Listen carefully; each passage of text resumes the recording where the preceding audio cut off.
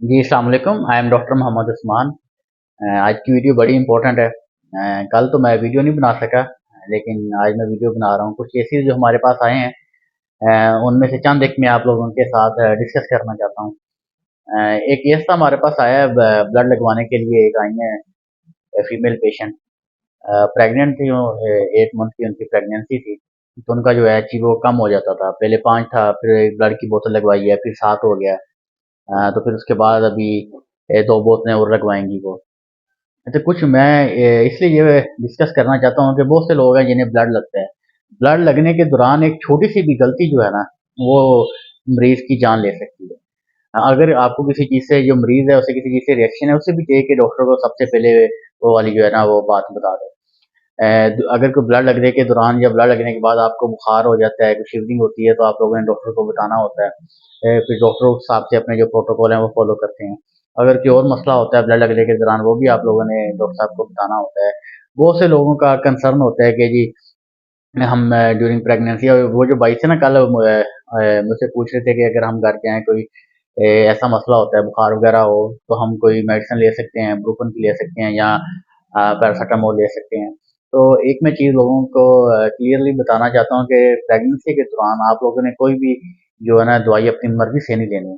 वैसे भी कोई दवाई अपनी मर्जी से नहीं लेनी चाहिए, लेकिन खास तौर पे प्रेगनेंसी में तो आप लोगों ने ये वाला रिस्क लेना ही नहीं है। ये जो ब्रूफन होती है, ये भी सेफ नहीं है प्रेगनेंसी के अंदर। वो जो लास्ट ट्राइमेस्टर चल रहा होता है उसके अंदर तो ये बिल्कुल भी सेफ नहीं है। आप लोग जो पैराडोल है, हम पैराडोल तो आजकल ऐसे हम लोग खा रहे होते हैं जैसे टॉफियाँ खा रहे होते हैं। तो ज़्यादा क्वांटिटी के अंदर जो पैराडोल है वो भी सेफ नहीं है। पैराडोल भी इफेक्ट करती है जो बच्चा है उसको। तो आपने कोई भी मेडिसिन लेनी है ड्यूरिंग प्रेगनेंसी, अगर आप लोगों ने मेडिसिन लेनी है तो आपने अपने जो डॉक्टर हैं उनसे ज़रूर कंसल्ट करना है। उसके बाद फिर आप लोगों ने कोई भी जो अद्वियात हैं या दवाई है किसी सिलसिले के लिए इस्तेमाल करनी है, तो जो सबसे ज़रूरी है डॉक्टर से आप लोगों ने मशवरा ज़रूर करना है। अच्छा, ये दूसरा एक और जो केस था, वो ये था कि एक बाबा जी आए हमारे पास। जो पेशेंट थे वो एज पेशेंट थे, तकरीबन 60 की रेंज में उनकी एज थी। तो उन्हें था कब्ज़ का मसला। तो कब्ज़ का मसला आजकल इतना ज़्यादा कॉमन हो चुका है ना हमारे मुआशरे के अंदर। आप लोग देखेंगे कि 50 से ऊपर मोस्टली लोग होते हैं जिन्हें ये कब्ज़ का मसला चल रहा होता है। टीनेजर के अंदर भी है, यंग लोगों के अंदर भी है, लेकिन ये है कि ओल्ड एज के अंदर ये वाला मसला है वो ज़्यादा हो जाता है और ज़्यादा कंसर्निंग भी होता है। अब ये है कि इसमें कुछ चंद एक चीज़ें हैं जिसे हम लोग रोज़मर्रा की ज़िंदगी में शामिल करके इस जो मसले से वो थोड़ा-सा बच सकते हैं। वो एक एहतियाती तदबीर कह लें आप लोगों से, कि अपनी जो डाइट है उसके अंदर आप लोगों ने जो सब्जियाँ हैं वो ज़्यादा ऐड करें। जो फल है वो अपनी डाइट के अंदर ऐड करें। जो वॉक है उसे जो लाज़मी बनाएँ अपनी डेली रूटीन के अंदर। तो ये कुछ चंद ऐसी चीज़ें हैं। फिर जिससे आपकी जो है वो कॉन्स्टिपेशन का मसला काफ़ी हद तक बेहतर हो सकता है। फिर उसके बाद आप लोग जो है ना वो मेडिसिन की तरफ आते हैं। फिर आप हम लोग जो फिजिशियंस हैं, आप लोगों को जो मेडिसिन है वो रिकमेंड करते हैं। उसके बाद एक और पेशेंट थे हमारे पास। ये कब्ज़ का तो मैंने इसलिए बताया कि ये इतना सीवियर प्रॉब्लम है ना।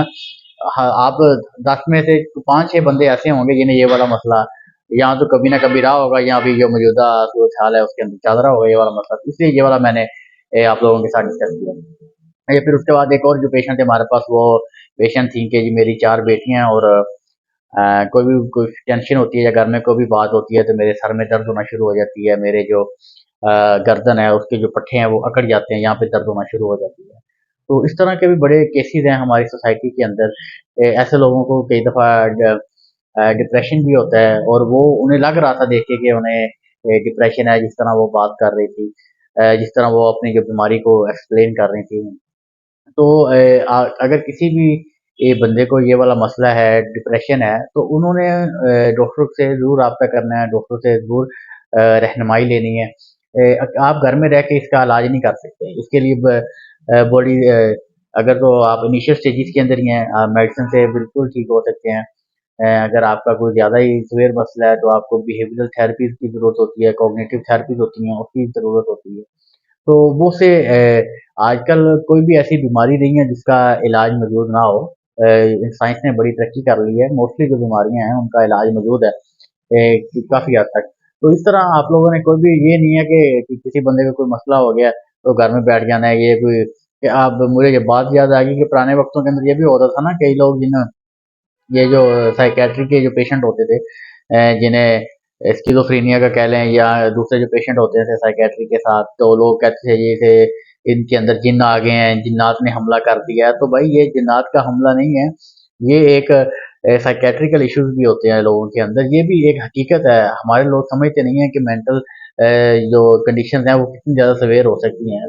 लोगों के अंदर इतनी ज़्यादा अवेयरनेस नहीं है उनके बारे में। तो इसके के लिए लोगों के अंदर भी अवेयरनेस देने की बड़ी ही ज़्यादा ज़रूरत है, जो मेंटल कंडीशन है। तो लोग आज तक यही समझते हैं कि ये जिन्नात का साया हो सकता है। जिन्नात अपनी जगह हैं और रहेंगे, लेकिन ये है कि ये मेंटल कंडीशन है, ये एक मेडिकल प्रॉब्लम है, तो आप लोगों ने डॉक्टर को जरूर दिखाना होता है। और वो जो फीमेल्स हैं ये वो जो टेंशन लेती हैं कि जी छोटी छोटी बात पे मुझे टेंशन शुरू हो जाती है, मेरे घर में बच्चियां ज़्यादा हैं, तो ये कोई बात टेंशन लेने के लिए नहीं है। तो अल्लाह ताला ने जिन बंदों को पैदा किया है तो उनका रिज़्क भी उनके साथ भेजा होता है। तो अल्लाह ताला पे यकीन कामिल रख के तो ज़िंदगी गुजारें, कोई ऐसा मसला नहीं है। तो उसके बाद एक और जो पेशेंट थी, वो डायबिटीज़ के साथ थी, तो उनका जो गर्दन के जो साइड पे जो पट्टे हैं उनके अंदर तनाव काफ़ी ज़्यादा था, खिंचाव काफ़ी ज़्यादा था, उसके साथ वो आई थी। फिर एक और पेशेंट मुझे याद आ गया, वो जो लकवे के साथ था। लकवा हम लोग कहते हैं कि जिनका जो मुंह है वो एक साइड को टेढ़ा हो जाता है, जो नीचे वाला जो जबड़ा है वो एक साइड को टेढ़ा हो जाता है, तो उसके साथ आया हुआ था। तो ये कुछ केसेस हैं जिन्हें हम लोगों ने देखा है। तो उम्मीद है ये आप लोगों को इंटरेस्टिंग लगे होंगे, तो इसके साथ इस तरह भी आते रहेंगे, तो आप लोगों के साथ अपडेट करते रहेंगे। क्योंकि जैसे जैसे टाइम मिलता है जाता है तो हम लोग वीडियोस है वो अपलोड करते जाते हैं। इसी के साथ ख्याल रखें अपना, अपने बच्चों का। Take care. अल्लाह ने के बाद फी मान।